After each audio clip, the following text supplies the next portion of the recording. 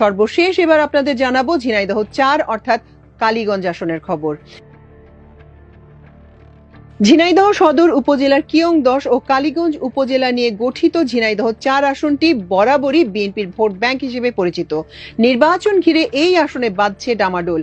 জুলাই বিপ্লবের পর নির্বাচনের প্রার্থিতা নিশ্চিত করার লক্ষ্যে বিএনপির একাধিক মনোনয়ন প্রত্যাশী চালিয়ে যাচ্ছেন সভা সমাবেশ। কেন্দ্রীয় নেতাদের দৃষ্টি আকর্ষণ ও ভোটারদের সমর্থনের আশায় প্রার্থীরা নানা সামাজিক কর্মকাণ্ডে নিজেদের সম্পৃক্ত করছেন।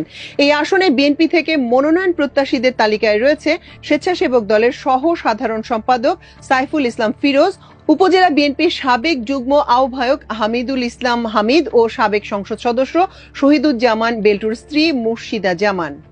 নাম প্রকাশ না করার শর্তে কালীগঞ্জ উপজেলার একাধিক বিএনপি নেতা জানান, এই আসনে বিএনপির হেভিওয়েট প্রার্থী ফিরোজ ও হামিদ।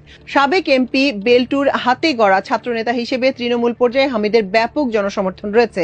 এসব কারণেই গত 1 জুন বিএনপির একাংশের নেতাকর্মীরা জামাল ইউনিয়নের তালিয়ান শ্মশানঘাট এলাকায় ইউনুস আলী ও মোহাম্মদ আলী নামে 2 ভাইকে কুপিয়ে হত্যা করে।